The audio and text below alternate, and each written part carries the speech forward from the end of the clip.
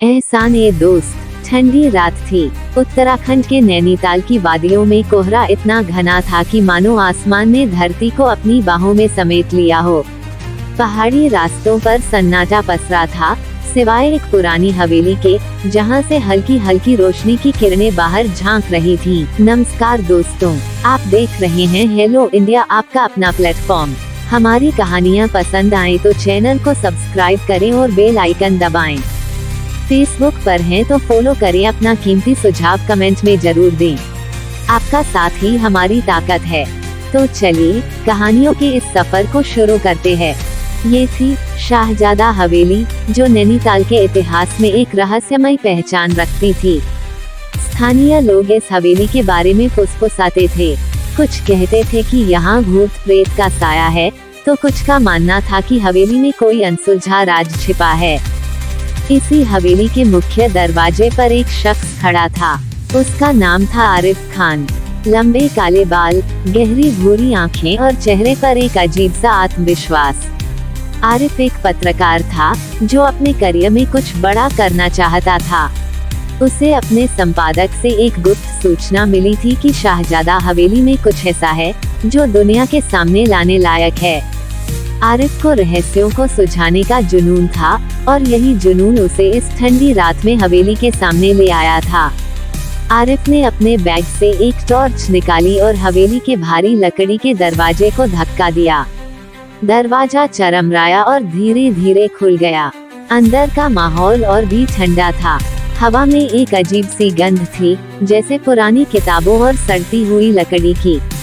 आरिफ ने अपने कदम बढ़ाए और हवेली के हॉल में दाखिल हुआ। हॉल विशाल था, लेकिन समय के साथ इसकी भव्यता फीकी पड़ चुकी थी।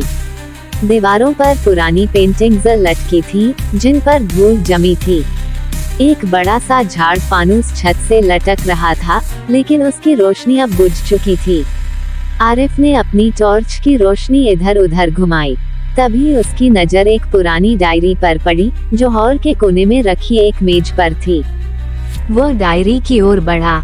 डायरी का कवर चमड़े का था, जिस पर शाहजादा शब्द उकेरा हुआ था। आरिफ ने डायरी खोली।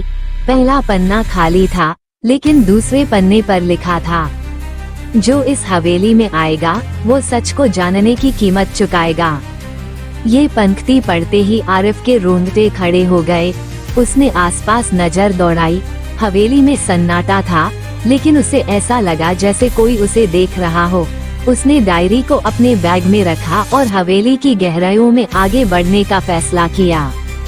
नैनीताल के मशहूर उद्योगपति जफर मलिक का जीवन किसी राजा से कम न था। उनके पास अपार धन संपत्ति, आलीशान बंगले, बड़ी बड़ी कंपनियां और ऐशो आराम की कोई कमी न थी। उन्होंने घर की हर छोटी बड़ी जिम्मेदारी अपने मैनेजरों पर छोड़ रखी थी, जो हर महीने घर आकर उन्हें सारा हिसाब किताब बताते थे। आराम की जिंदगी जी रहे जफर को किसी बात की चिंता न थी। उनके परिवार में उनकी पत्नी शबाना बेगम और 16 साल का बेटा अयान मलिक था। अयान बचपन से ही हर तरह की सुख सुविधाओं में पला बड़ा था। दुनिया की असलियत से वह कोसों दूर था। एक दिन सुबह सुबह जफर अपने आलीशान बंगले के हरे भरे बगीचे में बैठे थे।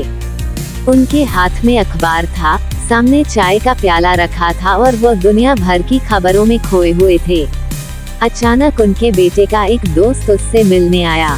दोनों लड़कों को हंसते बोलते देखकर जफर के चेहरे पर हल्की मुस्कान आ गई, लेकिन उसी पल उनका दिमाग कहीं और चला गया। उनके दिल के किसी कोने में बचपन के किसी भूले बिसरे रिश्ते की यादें हिलोरे मारने लगी। एक नाम, शमसुद्दीन अंसारी।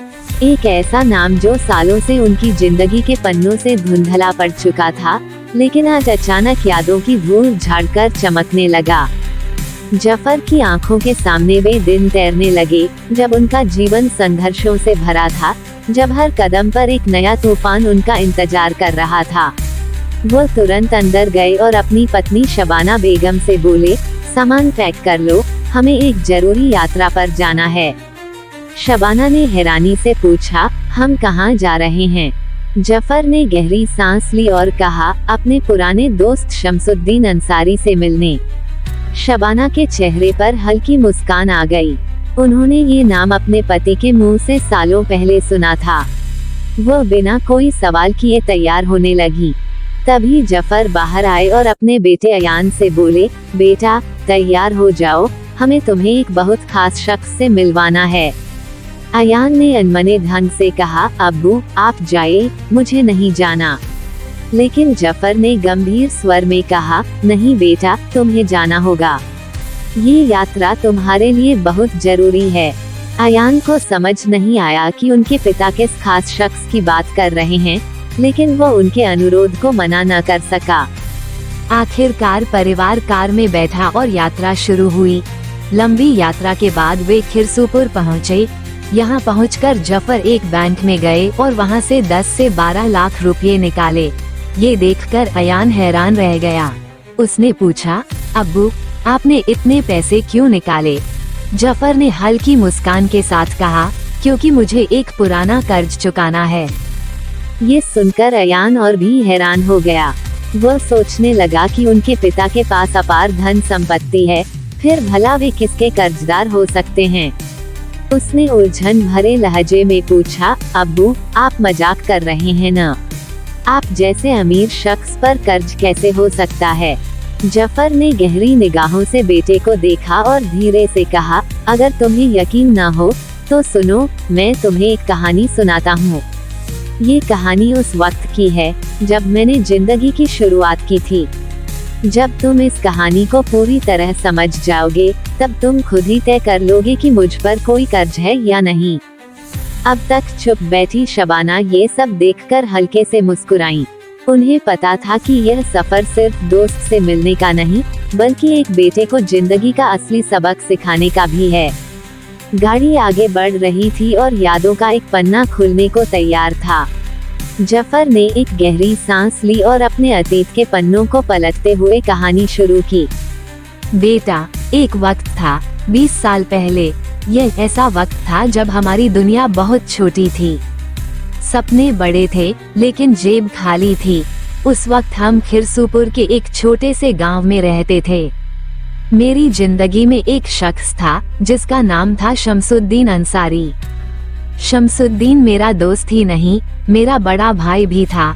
अगर मेरी दुनिया में कोई था जिसने मेरा सबसे ज्यादा ख्याल रखा, तो वो वही था।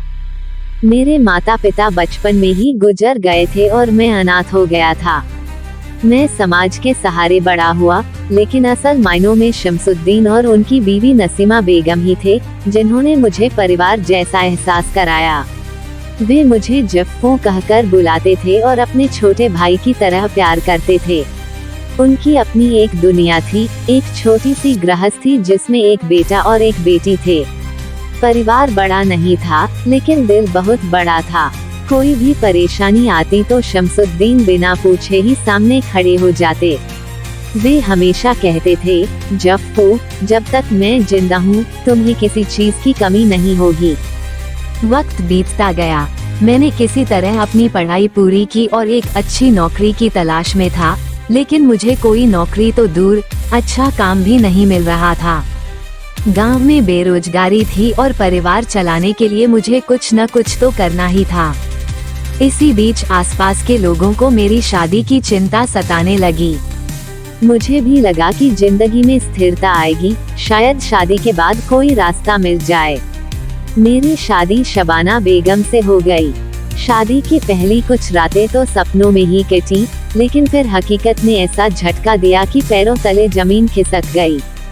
शादी के बाद जिम्मेदारियों का बोझ अचानक बढ़ गया, लेकिन आमदनी का कोई जरिया नहीं था। खाने पीने तक में दिक्कतें होने लगी।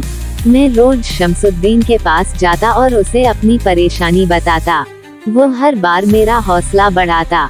चिंता मत करो जफ्फू, मैं तुम्हारे साथ हूँ, कुछ न कुछ जरूर होगा। एक दिन जब मेरा धैर्य जवाब दे गया, तो मैंने तय कर लिया कि मुझे बाहर जाकर अपनी किस्मत आजमानी ही होगी। मैंने सुना था कि बड़े शहरों में मेहनतकश लोगों के लिए कई मौके होते हैं, लेकिन दिक्कत ये थी कि बाहर जाने के लिए पैसों की जरूरत थी और मेरे पास एक भी पैसा नहीं था। मैं पूरी रात करवटें बदलता रहा। सुबह उठते ही मैं सीधा शमसुद्दीन के घर पहुंचा। उस वक्त उनकी बीवी नसीमा बेगम भी वहीं बैठी थी। मैंने उनसे अपनी व्यथा सुनाई। भैया, अब और बर्दाश्त नहीं होता। मुझे किसी भी कीमत पर गांव छोड़ना है, लेकिन मेरे पास पैसे नहीं हैं। शमसुद्दीन चौंक गए। इतनी बड़ी बात है, लेकिन तुम किस लिए जा रहे हो और तुम्हें कितने पैसों की जरूरत है? मैंने धीरे से कहा, भैया, अगर मैं 1000 रुपये का इंतजाम कर सकूं, तो अपना गुजारा कर सकता हूं। उस वक्त 1000 रुपये बहुत बड़ी रकम थी। मेरे पास जमीन तो थी, लेकिन उसे बेचने में वक्त लगता। शमसुद्दीन और नसीमा बेगम ने एक दूसरे को देखा, फिर चुपचाप अंदर चले गए। मैं समझ नहीं पाया कि वे क्या सोच रहे थे। कुछ देर बाद वे वापस लौटे और एक बंडल मेरी तरफ बढ़ाया। ये लो, 1000 रुपये। मैंने हैरान होकर पूछा, भैया, ये पैसे तुम्हारे पास कहाँ से आए? शमसुद्दीन मुस्कुराए और बोले, अभी ये मत पूछो, बस अपने सपनों की उड़ान भरो। लेकिन मेरी नजर नसीमा बेगम के चेहरे पर गई। उनकी आंखें नम थी। मैंने तुरंत पूछा, भाभी, तुमने क्या किया? तब नसीमा बेगम ने धीरे से कहा, जफ्फो, ये पैसे हमारे नहीं हैं। मैंने अपने गहने गिरवी रखे हैं ताकि तुम पैसे ले सको। मैंने अविश्वास से उनकी ओर देखा। लेकिन भाभी, तुम अपने गहने क्यों गिरवी रखोगी? ये तो तुम्हारा हक है। तुम्हारी जिंदगी बन जाने से बड़ा हक और क्या हो सकता है? भाभी के शब्दों ने मुझे अंदर तक झकझोर दिया। शमसुद्दीन ने मुस्कुराते हुए कहा, ये कर्ज नहीं है, ये मेरा प्यार है। तुम्हें इसे कभी लौटाने की जरूरत नहीं पड़ेगी। जाओ, अपने सपने पूरे करो। मेरी आंखों से आंसू बह निकले। मैं कुछ बोल नहीं पाया, बस उनके पैर छुए और आशीर्वाद लिया और गांव से निकल गया। जफर ने गहरी सांस ली और अपनी कहानी आगे बढ़ाते हुए बोले, बेटा, जब मैं अपने दोस्त शमसुद्दीन से उधार लिए पैसे लेकर खिरसूपुर से चला था, तो मेरी आंखों में सपने थे, लेकिन जेब में कुछ नहीं था। मैं और तुम्हारी अम्मी नैनीताल पहुँचे, जहाँ जिंदगी एक नई दिशा में बढ़ने वाली थी। शहर की चकाचौंध और जिंदगी की तेज रफ्तार मेरे लिए नई थी। मैं यहाँ अकेला था, किसी को जानता भी नहीं था, लेकिन मेरे अंदर कुछ करने का जुनून था। मैं छोटे मोटे काम करने लगा। कभी किसी फैक्ट्री में मजदूरी करता, कभी किसी दुकान पर सहायक बन जाता, कभी सड़क किनारे ठेला लगाकर सामान बेचता।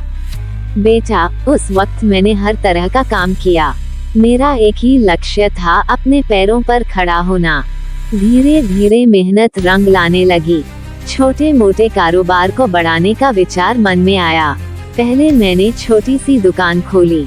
दिन रात मेहनत और ईमानदारी से मैंने धीरे धीरे कारोबार बढ़ाया।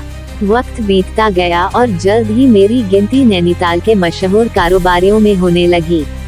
मैं बड़ी बड़ी कंपनियों का मालिक बन चुका था।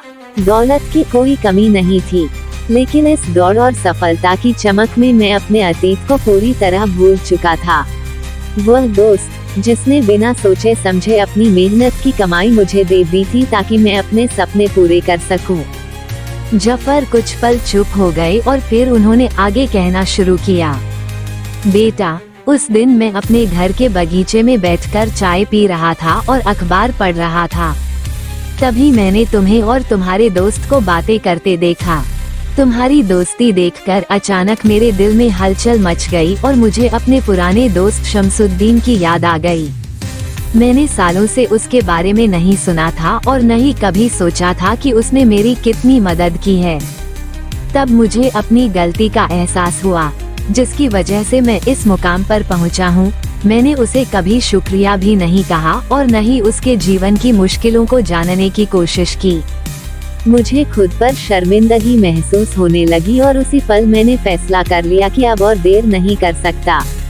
मुझे शमसुद्दीन से मिलना है और उसे एहसास दिलाना है कि मैं अब भी उसका उतना ही सम्मान करता हूँ। और तुम पूछ रहे हो कि मैंने इतने पैसे क्यों निकाले? बेटा, मुझे इन पैसों से पुराना कर्ज चुकाना है। तुम सोच रहे हो कि मेरे अब्बू इतने बड़े आदमी हैं, वे किसी के कर्जदार कैसे हो सकते हैं? लेकिन बेटा, मैं सबसे बड़ा कर्जदार हूँ। आज मैं जो कुछ भी हूँ, उसमें मेरे दोस्त शमसुद्दीन का बहुत बड़ा हाथ है। धीरे धीरे गाड़ी शमसुद्दीन के घर की ओर बढ़ रही थी। जफर का दिल तेजी से धड़कने लगा। इतने सालों बाद वो अपने उस पुराने दोस्त से मिलने जा रहा था जो कभी उसका सबसे बड़ा सहारा था। जफर बार बार सोच रहा था, क्या वह मुझे पहचान पाएगा? क्या वो अब भी उसी प्यार से मुझे गले लगाएगा? गाड़ी की रफ्तार धीमी होने लगी। शाम का वक्त हो गया था, सूरज ढल रहा था और गाड़ी शमसुद्दीन के घर के सामने रुक गई। जफर ने घर की ओर देखा तो उनके दिल में एक अजीब सी कसक उठी। शमसुद्दीन अंसारी का घर तो था, लेकिन अब जर्जर हालत में था। दीवारें पुरानी और टूटी हुई थी, छत से प्लास्टर झड़ रहा था, आंगन में धूल फैली हुई थी। सब कुछ बता रहा था कि इस घर की सालों से मरम्मत नहीं हुई थी। एक पल के लिए उनका दिल भारी हो गया। भैया अभी भी उसी गरीबी में जी रहे हैं। उनके अंदर एक गहरी उदासी उमड़ पड़ी। गांव का माहौल खुला था, इसलिए दरवाजे अक्सर खुले रहते थे। जफर बिना किसी रोक टोक के अपने परिवार के साथ घर के अंदर चला गया। अंदर जाते ही उसने देखा कि शमसुद्दीन और उनकी बीवी नसीमा बेगम एक पुरानी लकड़ी की खाट पर बैठे आपस में बातें कर रहे थे। वे बूढ़े हो चुके थे और उनके चेहरों पर झुर्रियां थीं, लेकिन दोनों के चेहरों पर वही आत्मीयता और सादगी दिखाई दे रही थी। अचानक जब शमसुद्दीन ने सूट बूट पहने इस अजनबी को खड़े देखा तो वह चौंक गया। हाँ भैया, आप कौन हैं और इस तरह हमारे घर के अंदर क्यों आए? शमसुद्दीन ने सरल भाषा में पूछा। उनकी आवाज में संकोच और आश्चर्य दोनों थे। इतना अमीर और रईस शख्स उनके जैसे साधारण इंसान के घर में क्या काम करेगा? जफर हल्के से मुस्कुराए। उनकी पत्नी शबाना बेगम भी चुपचाप खड़ी थी, जैसे उन्हें इसी पल का इंतजार था। जफर ने कहा, साहब, हम यहाँ किसी बहुत खास शख्स से मिलने आए हैं। ये सुनकर शमसुद्दीन और भी चौंक गया।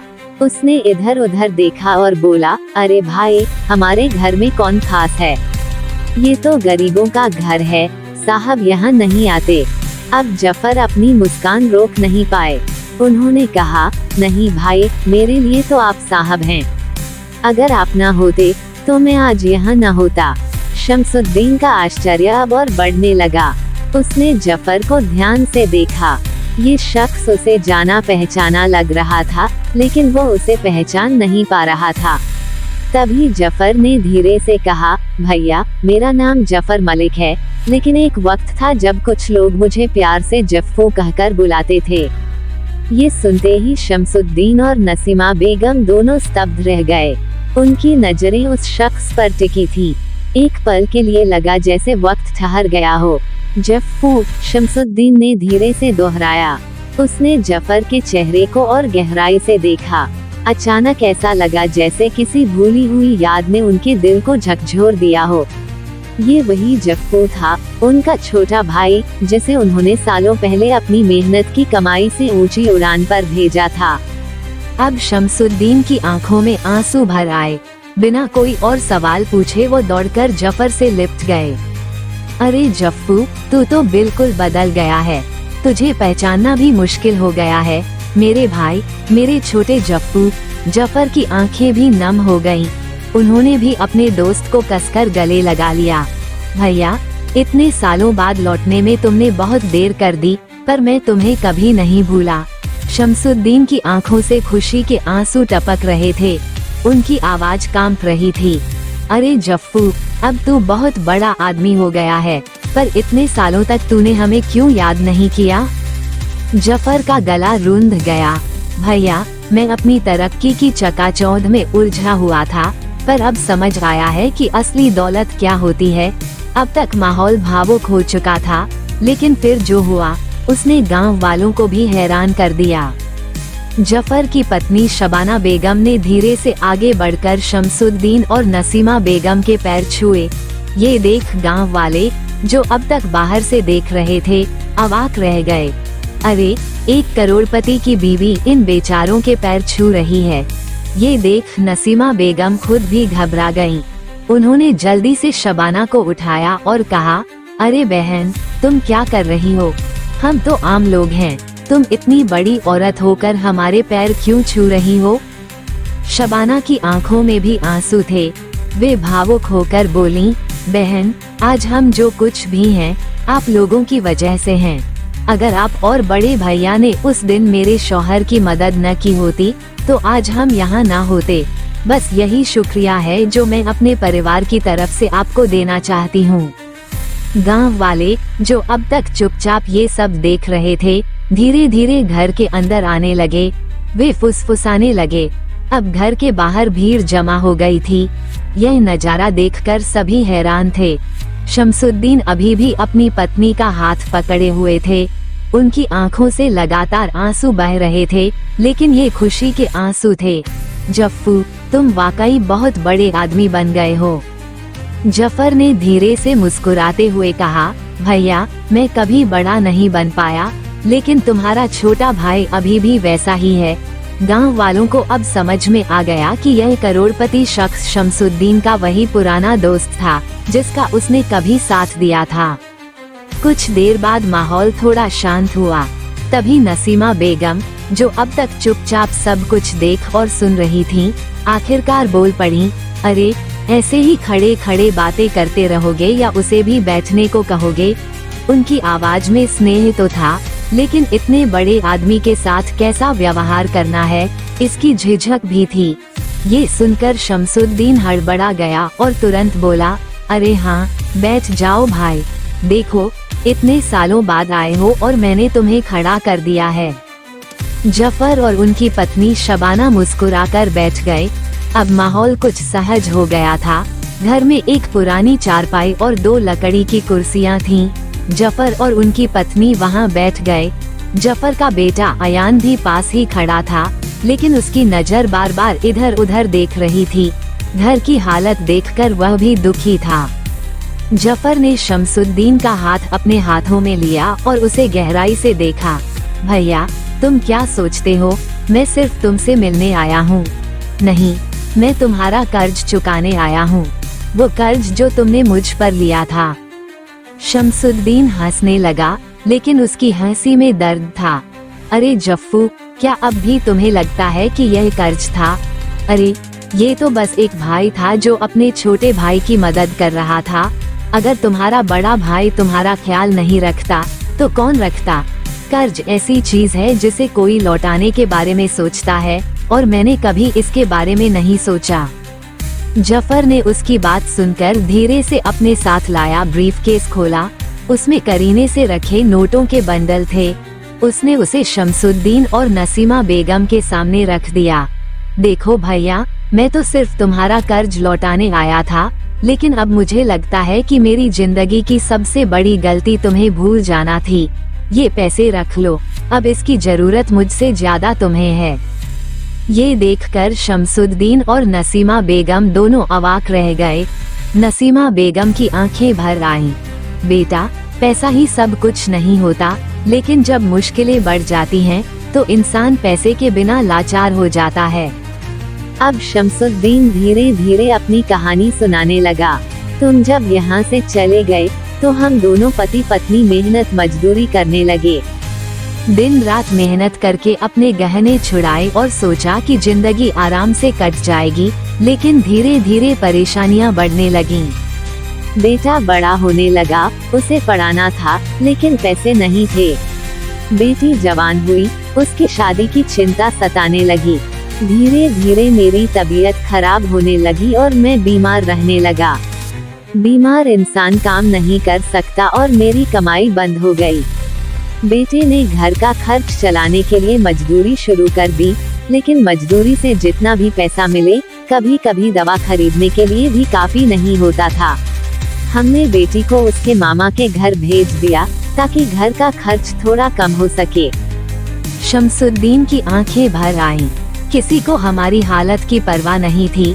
अब तक नसीमा बेगम भी अपने आंसू नहीं रोक पाई थीं। वह बोली, जफ्फू, हमारी मजबूरी हमें निगलने लगी थी।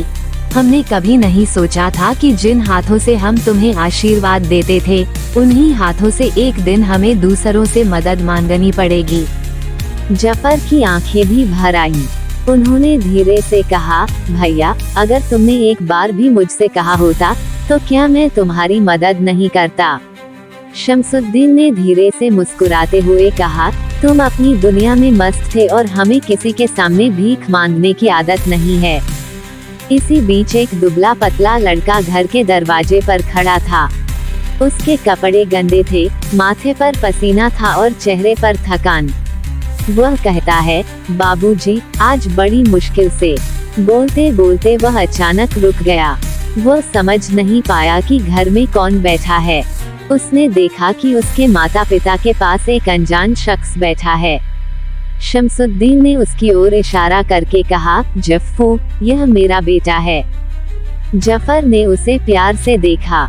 लड़का घबराया हुआ था। बेटा, आकर बैठो, जफर ने कहा। लड़का असमंजस में था। वह काम से लौटा था और उसके सामने बैठा शख्स उसे देखकर मुस्कुरा रहा था। शमसुद्दीन ने धीरे से अपने बेटे को इशारा करके अपने पास बुलाया और अपने पास बैठा लिया। उसके चेहरे पर हल्की मुस्कान थी, लेकिन दिल में चिंता भी थी। जफ्फू, यह मेरा बेटा है, शमसुद्दीन ने गर्व से कहा। वो कड़ी मेहनत करता है ताकि हमारे परिवार की आर्थिक स्थिति सुधर सके। जफर ने लड़के को ध्यान से देखा। उसका शरीर दुबला पतला था, लेकिन उसकी आंखें आत्मविश्वास से भरी हुई थी। उसके चेहरे पर मेहनत की थकान साफ झलक रही थी, लेकिन उसके अंदर कुछ करने, कुछ बनने की आग थी। बेटा, तुम क्या करते हो? जफर ने धीमी आवाज में पूछा। लड़के ने सिर झुकाते हुए कहा, चाचा, मैंने पढ़ाई की, लेकिन हालात ऐसे थे कि मुझे नौकरी नहीं मिल पाई। इसलिए मैं मजदूरी करता हूँ ताकि घर का खर्चा चला सकूं। जफर ने उसकी बात ध्यान से सुनी। फिर उसने कहा, मैं सरकारी नौकरी की तैयारी भी कर रहा हूँ। मेरा सपना है कि एक दिन मैं अपनी मेहनत से कुछ बनूं। जफर की आंखें चमक उठी। शाबाश बेटा, उन्होंने उत्साहित होकर कहा, मेहनत कभी बेकार नहीं जाती। मेहनत का फल हमेशा मीठा होता है। लड़के ने अपना सिर थोड़ा झुका लिया। वह अभी भी यह समझने में असमर्थ था कि यह शख्स कौन है और वो उसके पिता से इतनी आत्मीयता क्यों दिखा रहा है। लड़का बार बार अपने पिता की ओर देख रहा था, जैसे वह कुछ पूछना चाहता हो। उसके चेहरे पर सवाल लिखे हुए थे। ये शख्स कौन है? यहाँ क्यों आया है? मेरे बाबूजी से इसका क्या रिश्ता है? जफर उसकी उलझन समझ गए। उन्होंने हल्की मुस्कान के साथ कहा, बेटा, मैं जानता हूँ कि तुम क्या सोच रहे हो और तुम जो भी जानना चाहते हो, उसके सारे जवाब तुम्हें मिल जाएंगे। लेकिन उससे पहले तुम्हें मेरे साथ चलना होगा। ये सुनकर लड़का थोड़ा हैरान हुआ। जफर ने कहा, एक जरूरी काम है, तुम्हें कुछ अपनी आंखों से देखना होगा। शमसुद्दीन ने बीच में टोका, अरे, तुम मेरे बेटे को कहाँ ले जा रहे हो? जफर ने हंसते हुए कहा, भैया, चिंता मत करो, मैं उसका अपहरण नहीं कर रहा हूँ, मैं बस उसे कुछ देर के लिए अपने साथ ले जाना चाहता हूँ। शमसुद्दीन ने अपने बेटे की तरफ देखा। लड़का उलझन में था, लेकिन अपने पिता की सहमति देखकर वो चुपचाप कार में बैठ गया। जफर ने ड्राइवर को इशारा किया और कार आगे बढ़ गई। कार के अंदर जफर ने लड़के से पूछा, बेटा, तुम्हारी बहन कहाँ है? लड़के ने धीरे से जवाब दिया, मामा के घर पर। क्यों? लड़के ने भारी आवाज में कहा, हम मुश्किल से घर का खर्च चला पाते हैं, हमारे पास अपनी बहन को पालने के लिए पर्याप्त संसाधन नहीं थे, इसलिए हमने उसे उसके मामा के पास भेज दिया। जफर चुप हो गए। उनकी आंखों के सामने उनका अतीत घूम गया, जब वो खुद एक वक्त में इसी तरह के संघर्ष से गुजरे थे। आज मैं सब ठीक कर दूंगा, उन्होंने सोचा। गाड़ी कुछ ही देर में शमसुद्दीन के ससुराल पहुंच गई। घर साधारण था, बच्चे बाहर खेल रहे थे और एक अधेड़ उम्र की औरत दरवाजे पर बैठी उन्हें अंदर जाते हुए देख रही थी। जफर और शमसुद्दीन का बेटा अंदर गए। अंदर जाकर उन्होंने देखा कि एक लड़की कोने में बैठी सिलाई कर रही थी। उसके चेहरे पर उदासी और बेबसी के भाव थे। जैसे ही उसने अपने भाई को देखा, वह तुरंत खड़ी हो गई। भैया, तुम यहाँ? भाई और बहन ने एक दूसरे को देखा, लेकिन दोनों के पास कहने के लिए ज्यादा शब्द नहीं थे। जफर ने लड़की को देखा और कहा, बेटी, तुम्हें अब यहाँ रहने की जरूरत नहीं है। चलो घर चलते हैं। लड़की ने आश्चर्य से अपने भाई को देखा, फिर अपने मामा को। मामा ने कहा, बेटी अगर तुम्हारा भाई तुम्हें लेने आया है तो जाओ, पर ये तो बताओ कि यह शख्स कौन है। लड़का अभी भी समझ नहीं पाया था कि जफर कौन है। चाचा आप कौन हैं? उसने आखिरकार पूछा। जफर ने मुस्कुराते हुए कहा, बेटा मैं तुम्हारे बाबूजी का वही दोस्त हूँ जिसकी उन्होंने कई साल पहले मदद की थी। मैं तुम्हारे बाबूजी का कर्ज चुकाने आया हूँ। लड़का और लड़की दोनों दंग रह गए। जफर ने आगे कहा, अब से तुम्हें न तो मजदूरी करने की जरूरत है, न ही अपनी बहन को किसी के घर छोड़ने की। अब तुम लोग मेरे साथ चलोगे। तुम्हारा भाई अब नैनीताल में मजदूरी नहीं करेगा, बल्कि मेरी कंपनी में ऊंचे पद पर काम करेगा और मैं तुम्हारी बहन की शादी खुद करवाऊंगा। थोड़ी देर बाद गाड़ी फिर से गांव की ओर लौट रही थी, लेकिन इस बार उसमें सिर्फ जफर और उसका परिवार नहीं था, शमसुद्दीन का बेटा और बेटी भी थे। गांव पहुंचकर जफर ने कहा, भैया अब बहुत हो गया, अब तुम्हें इस हालत में रहने की जरूरत नहीं है। मैं तुम्हें और तुम्हारे परिवार को अपने साथ नैनीताल ले जाऊंगा। तुम्हारे बेटे को इज्जतदार नौकरी मिल जाएगी और मैं तुम्हारी बेटी की शादी अपने हाथों से करूंगा। शमसुद्दीन ने कहा, नहीं जफ्फू, हम यहीं ठीक हैं। तुम अपने परिवार के साथ वहीं रहो और हम यहीं अपना जीवन गुजारेंगे। अब लड़का भी बोला, बाबूजी अगर आप कहते हैं तो मैं नहीं जाऊंगा, लेकिन पहले ये बताओ कि ये चाचा इतने बड़े आदमी होकर हमारे घर क्यों आए हैं? आखिर आप दोनों के बीच क्या रिश्ता है? गांव वाले, जो अब तक दूर खड़े होकर सब कुछ देख रहे थे, धीरे धीरे करीब आने लगे। अब सच्चाई सामने आने वाली थी। रात का वक्त हो चुका था, चांद रोशनी बिखेर रहा था और गांव में सन्नाटा पसरा हुआ था। जब शमसुद्दीन ने सुना कि जफर उसे अपने साथ ले जाना चाहता है, तो वह थोड़ा असमंजस में पड़ गया। भैया रात हो गई है, इतनी जल्दी कोई फैसला लेना ठीक नहीं होगा। चलो पहले आराम कर लो, कल सुबह बैठकर सोचेंगे कि क्या करना है, शमसुद्दीन ने शांत स्वर में कहा। जफर मुस्कुराए, वह जानते थे कि पुराने रिश्ते इतनी जल्दी नहीं बदले जा सकते। उन्होंने अपने परिवार के साथ वहीं रहने का फैसला किया। गांव में किसी पुराने दोस्त से मिलना, बचपन की यादों में खो जाना, ये सब बहुत खास था। खाने के बाद दोनों दोस्त खाट पर बैठे और अपने बीते दिनों को याद किया। याद है भैया, कैसे बचपन में हम आम के पेड़ों पर चढ़कर आम तोड़ते थे? शमसुद्दीन हंसा, हाँ, और फिर जब पकड़े जाते थे तो गांव वाले तुम्हारा मासूम चेहरा देखकर हमें माफ कर देते थे। नसीमा बेगम भी मुस्कुराईं, अरे जफ्फू, तुम जानते हो, जब तुम यहाँ से गए थे तो ये कई दिनों तक तुम्हारी याद में उदास रहता था। जफर की आंखें नम हो गईं। उन्होंने धीरे से शमसुद्दीन का हाथ थाम लिया। भैया अब हमें और कष्ट नहीं सहना पड़ेगा, अब मैं आ गया हूँ और तुम्हें अपने साथ ले जाऊंगा। वे सारी रात बातें करते रहे। भाईचारे की गर्माहट एक बार फिर ताज़ा हो गई। आखिरकार तय हुआ कि अगली सुबह वे सब नैनीताल जाएंगे। सुबह होते ही गांव में हलचल मच गई। शमसुद्दीन और उसके परिवार को इतनी बड़ी गाड़ी में शहर जाते देख सभी लोग उमड़ पड़े। कुछ लोगों के दिल में जलन थी, तो कुछ खुश थे कि गांव का एक बेटा अब खुशहाल जीवन जीने जा रहा है। जब गाड़ी चलने लगी तो शमसुद्दीन की आंखों में आंसू आ गए। ये गांव, ये मिट्टी, यही इतने सालों से मेरा सहारा रही है, लेकिन अब आगे बढ़ने का वक्त आ गया है। सभी गांव वालों ने हाथ जोड़कर विदाई दी। जैसे ही गाड़ी नैनीताल पहुंची, शमसुद्दीन और नसीमा बेगम की आंखें खुली की खुली रह गईं। ऊंची इमारतें, चौड़ी सड़कें, जगमगाती लाइटें, ये सब उनके लिए एक नई दुनिया की तरह था। जफर उन्हें अपने बड़े बंगले में ले गए। अब ये घर तुम्हारा है, उन्होंने प्यार से कहा। जफर ने शमसुद्दीन के बेटे को अपनी कंपनी में बड़ा पद दिया। अब वो मजदूर नहीं था, बल्कि एक सम्मानजनक नौकरी कर रहा था। कुछ दिनों बाद शमसुद्दीन की बेटी की भी अच्छे परिवार में शादी हो गई। वो खुशहाल जिंदगी जीने लगी। शमसुद्दीन और नसीमा बेगम कभी जफर के साथ रहते तो कभी अपने बेटे के घर। धीरे धीरे गांव से भी लोग नैनीताल आने लगे, कुछ रोजगार की तलाश में तो कुछ पुरानी दोस्ती निभाने के लिए। जफर ने गांव के कुछ युवाओं को अपने दफ्तर में नौकरी भी दी। वक्त का चक्र और दोस्ती का यह अंतहीन बंधन। इस कहानी से हमें सीख मिलती है कि सच्ची दोस्ती सिर्फ नाम तक सीमित नहीं होती। जब कोई दोस्त बुरे वक्त में आपके साथ खड़ा होता है, तब उसकी असली कीमत समझ में आती है।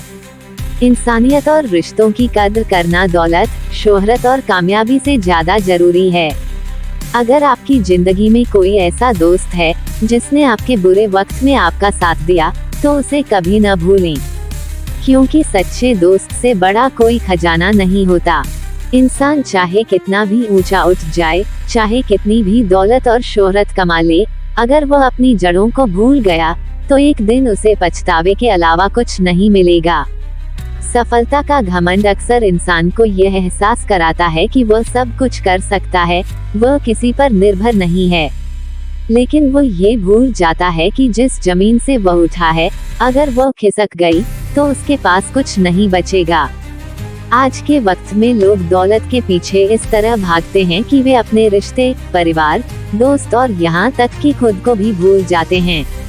कई बार लोग सोचते हैं कि पैसा ही सब कुछ है, लेकिन जब वे जिंदगी के किसी मोड़ पर खुद को अकेला पाते हैं, तो उन्हें समझ आता है कि रिश्तों की दौलत ही असली दौलत थी। दौलत, शोहरत, ऊंचा रुतबा, ये सब बस एक भ्रम है। जब कोई इन चीजों के नशे में चूर होकर अपनों को भूल जाता है, तो एक दिन यह नशा उतर जाता है और तब उसे एहसास होता है कि जिस दौलत को वह सबसे बड़ा समझता था, वही उसके अकेलेपन की वजह बन गई। जो अपनी हैसियत भूल जाते हैं, वे तबाह हो जाते हैं। वक्त सभी का आता है, लेकिन वक्त हमेशा एक जैसा नहीं रहता। जो लोग अपने अतीत को भूलकर अहंकार में डूब जाते हैं, वे अक्सर जिंदगी के किसी मोड़ पर पछताते हैं। वक्त बहुत जल्दी बदल जाता है। जो आज ऊंचाइयों पर हैं, वे कल गिर भी सकते हैं। इसलिए जो लोग सफलता के नशे में अपनों को भूल जाते हैं, वे अक्सर एक दिन खुद को अकेला पाते हैं। कई लोग पैसों के लिए अपने माता पिता को भूल जाते हैं, जो बचपन में रातों को जागकर उनका ख्याल रखते थे। कुछ लोग अपने बचपन के दोस्तों से नाता तोड़ लेते हैं, जो भूख लगने पर उन्हें आधी रोटी बांटते थे। क्या यही वाकई सफलता है? क्या ऐसी दौलत का कोई मतलब है जो हमें अपनों से दूर ले जाए? जो झुकना जानते हैं, वे सबसे ऊंचे होते हैं। पेड़ जितना फलदार होता है, उतना ही झुकता भी है। समझदार लोग ऊंचाइयों पर पहुंचकर भी हमेशा अपनी जड़ों से जुड़े रहते हैं। वे अपने माता पिता, दोस्तों, रिश्तेदारों और समाज को साथ लेकर चलते हैं। अगर वक्त आपको ऊंचाइयों पर ले जाए, तो उन कंधों को मत भूलना जिन पर चढ़कर आपने उड़ना सीखा था। अपने रिश्तों पर गर्व करें, अपनी दौलत पर नहीं, क्योंकि जब सब कुछ चला जाएगा, तब ये रिश्ते आपके साथ खड़े रहेंगे। याद रखिए, आसमान की ऊंचाइयों को छूने के बाद भी अगर आप अपना सिर जमीन पर झुका सकते हैं, तभी आप एक सच्चे इंसान हैं। आप देख रहे हैं हेलो इंडिया, आपका अपना प्लेटफॉर्म। हमारी कहानियाँ पसंद आई हो तो चैनल को सब्सक्राइब करें और बेल आइकन दबाएं। फेसबुक पर हैं तो फॉलो करें और अपना कीमती सुझाव कमेंट में जरूर दें। एक नई कहानी और नई ऊर्जा के साथ फिर जल्द ही मुलाकात होगी। जय हिंद, धन्यवाद।